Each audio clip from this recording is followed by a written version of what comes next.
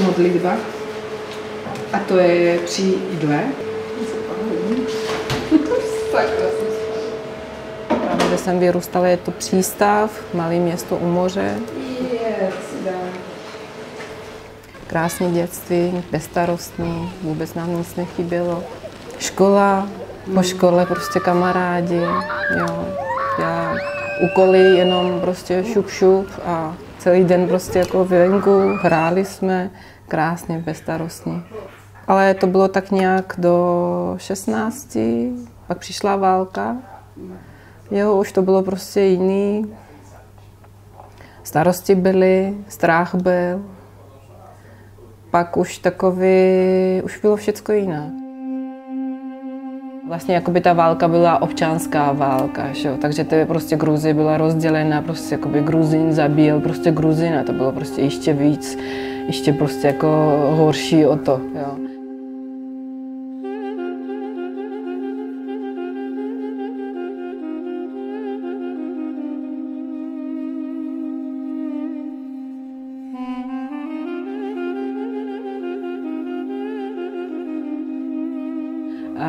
Strach, protože můj bratr prostě jakoby taky válčil, jo, prostě jakoby na druhou stranu měl prostě jakoby už manželku těhotnou, ale on prostě jakoby říkal, že já nenechá kamarádi, kteří tam válčí.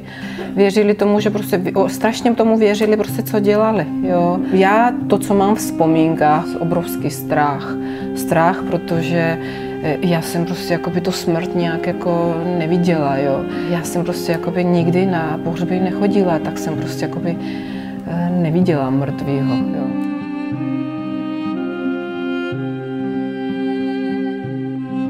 Odjel do Ruska, ho zabili v Rusku. My jsme nikam jinak nemohli a on válčil v té Gruzii, tak rodiči prostě jako říkali, aby ho nezabili, takže prostě jakoby pojede toho aspoň prostě nějaký čas do toho Ruska, protože manželka byla těhotná, že?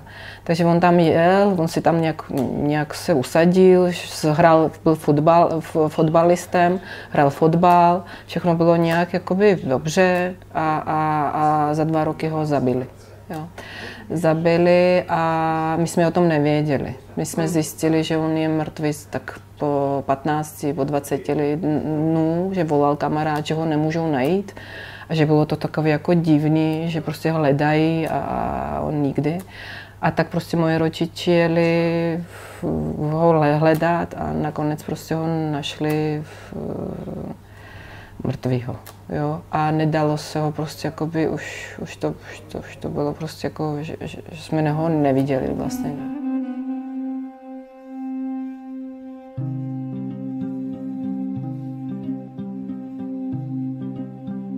A táta jak hledal prostě mezi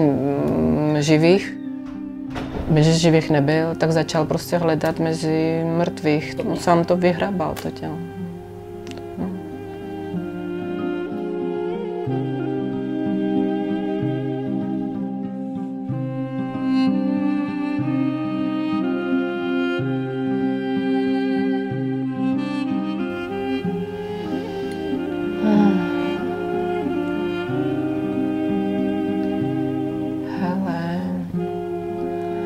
Bylo to jako něco hroznýho.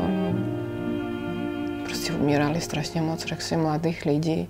To byl takový jako můj period, jakoby vlastně takový šedivý. Jo. Nic se nedělo, prostě všechno bylo mrtvý.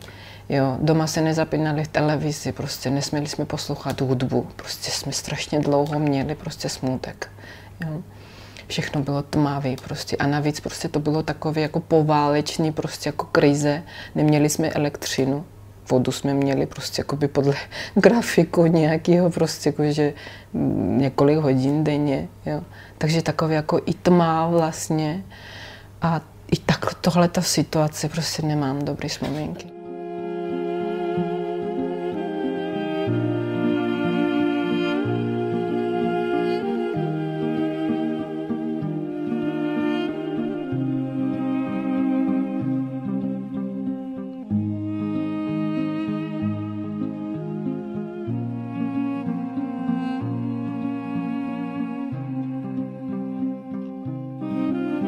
To rozhodnutí bylo prostě, jakoby jsme se s manželem shodli, že prostě potřebujeme lepší život.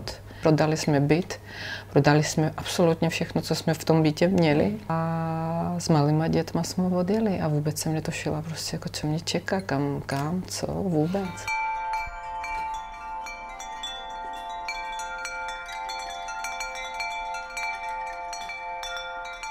Aničce bylo 4 a Nika ještě nechodil. Byl rok, takže jsem kojila.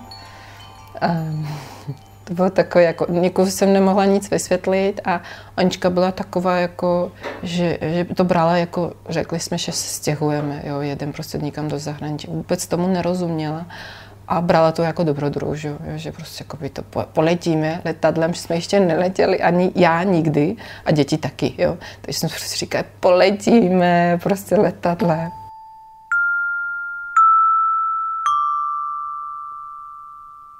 Přiletěli jsme na turistický víza, jasný, jo, zde jsme měli prostě hotel. Já jsem si to strašně přála. Říkala, kdyby to teď byl prostě náš byt a už nikam nemusela jet, to stačilo ten jeden prostě pokoj, říkala tehdy. Jo, protože a dívala se, a to bylo takové, že jsme přijeli v prosinci a všechno bylo tak hezky, už jakoby předvánoční prostě ozdoby všude. A jak jsem se podívala, prostě jakoby dívala z toho hotelu, tak prostě už byly takové jako, jo, že jsem si strašně přála prostě, aby to byl už náš dům, že říká, že stačí nám prostě jeden pokoj, jo, a nic nepotřebuju. Jo, to jsem se přála a pak prostě bylo takové, že můj manžel říkal, musíme prostě tady věci nechat. Já jsme vzali 2 kufry, jako velký, vzala jsem žehličku, prostě všechno jsem, co jsem mohla, prostě říkala, že to budu potřebovat. Můj manžel říká, ale všecko tady prostě musíme nechat, protože budeme žádat o azyl. A když jsme tam přijeli, tak byla prostě obrovská fronta, jo, kde se žádalo prostě o ten azyl. A byl sníh, ale velký sníh, jo. Takže jsme prostě jakoby přijeli taxikem, vystoupili jsme z toho taxika a prostě jako vidím obrovskou frontu prostě lidí. A se ptám prostě jakoby manžela, co to je? Tady je nějaký obchod? Nebo proč ty lidi takhle prostě jako stojí? Říkal, žádný obchod tady není. To je prostě jako středisko, kde se žádá o azyl a ty lidi se žádají prostě o azyl. A my budeme stát prostě v té frontě, jo. Bez sněhu. No, tak bez sněhu. Nika furt plakal, tak jsem prostě jakoby furt prostě jakoby kojila, aby aby mlčel prostě. Já jsem měla představu, že prostě pojedu do zahraničí, budu bydlet prostě jakoby někde hned v bytě, jo, a to takhle nebylo.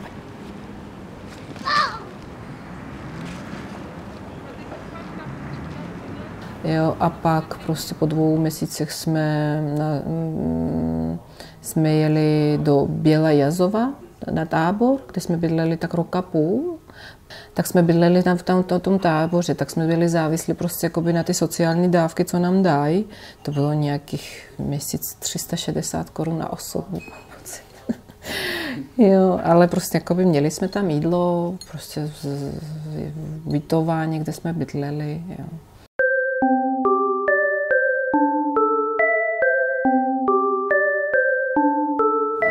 Když jsme přijeli po 1,5 roku prostě z toho tábora do Prahy, můj manžel začal pracovat, celou noci prostě pracoval, nebyl doma, ale stejně ty peníze prostě jakoby nám bydlení nám nestačily. Tak já jsem prostě, naše rodina pak bydlela prostě několik měsíců u jedné naší prostě jakoby kamarádky, Gruzinky, která už je po smrti. Jo, ta nás vzala prostě k sobě domů, tam měla prostě jeden velký pokoj. A v jedný velký pokoji jsme bydleli. Naše rodina, my jsme spali prostě na velký matraci, prostě vždycky večer na podlaze a měla velký gauč a na tom gauči spali prostě jakoby to moje prostě jakoby zachránkyně a její manžel.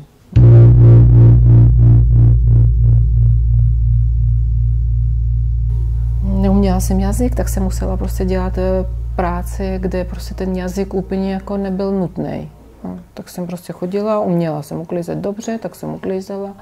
Ty uklidy prostě mě přinesly další práci, protože já jsem chodila, pomáhala jsem prostě s nákupem a uklízet doma prostě jedné paní, která prostě bydlela na Pařížsky a byla to spisovatelka a malířka a byla to prostě jakoby paní, která prostě jakoby se do mě nějak zamilovala a já do ní. A ona prostě i přesto, že neměla doma třeba prostě jakoby žádnou práci, tak mě prostě jakoby volala, já jsem přišla, my jsme šli do kavárny.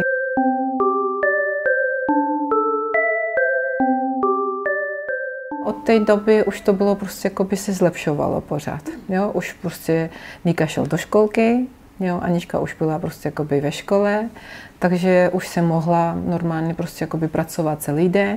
Znala jsem zakladatelku prostě jakoby Inbázy, už je z dřívějška, taky z toho táboru, taky ty holky prostě jezdily k nám. Tak mě prostě jakoby říkala, že budou otvírat prostě jakoby to komunitní centrum a tam se prostě jakoby se mluvilo prostě o projektu, o etnocateringu, že prostě mají takovýhle nápad. Jo, a já jsem byla přizvaná k tomu, na ten projekt, aby jsme to realizovali. Jo. Tak jsme prostě, jakoby, já jsem začala, to bylo prostě jakoby první moje takové jako dlouhé zaměstnání tady v Čechách, že jsme prostě jakoby vytvořili ten etnocatering a 9 let vlastně prostě jako jsem v tom vyrůstala. Do Čech přišla z Gruzie před 8 lety, byla bez práce. Pak začala v etnocateringu pracovat jako kuchařka. Dnes už Lela Kukava v kuchyni pouze vypomáhá. Od Plotny se dostala až k vedení celého projektu. Začít něco v cizí země a dokázat a jako si to někam to dopracovat, tak hodně pro mě znamenalo. Hodně jsem se snažila, aby to takhle jakoby bylo, ale vyplatilo se mi to. Ten první cíl byl podpořit ty ženy a umožnit jim rozvíjet to, co je jejich takzvané přirozené know-how. Etnocatering tak umožňuje imigrantkám, aby získali důstojné zázemí pro život v nové zemi a aby se vypracovali k co největší samostatnosti. Peníze, které se z podnikání utrží, jdou na jejich platy, také ale třeba na financování kurzů češtiny nebo na právní poradenství pro imigranty. Já jsem to strašně chtěla. Mně se to strašně líbilo. Mně se líbilo prostě, že jsem mohla skrz toho jídla prostě jakoby tím lidem pomáhat a setkávat se s těma lidma, jim nabízet to, co prostě jakoby my umíme a jsme hrdí na to. Pak prostě jsem udělala hostinskou činnost, jo, a jakoby nějak musela jsem prostě jakoby absolvovat několik věcí, abych prostě jakoby dosáhla na té pozici, kterou jsem potom jakoby dělala, jo, na to prostě jakoby, že jsem to vedla a byla jsem prostě jakoby ta hlavní manažerka v tom projektu.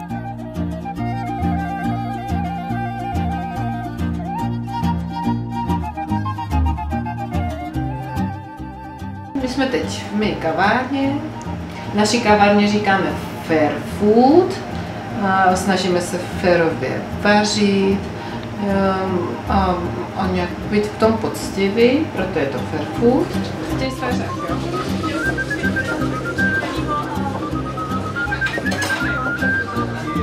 Já jsem takový jako sen mít nějakou kavárnu. A to prostě jakoby osudem, jo, nějak prostě jakoby přišla nabídka prostě jakoby toho mýho bystra, že prostě jakoby hledají zájemce, tak jsem z toho chytla. Jo, a mám to tady ráda strašně. Mě to tady baví mě ty lidi, jo, a jako cítím z nich, že se rádi vracejí. Já myslím, že člověk má mít pokoru, trpělivost a nějak jakoby přijímat to, co prostě opravdu jakoby život dává. Jo, bez nějaký prostě jakoby, že z toho prostě jakoby udělá nějakou jako nezvladatelnou věc. Já mám pocit, že prostě když je člověk pracovitý a něco chce dosáhnout, tak prostě já neumím si představit, že by to neudělal. Všecko se dá udělat.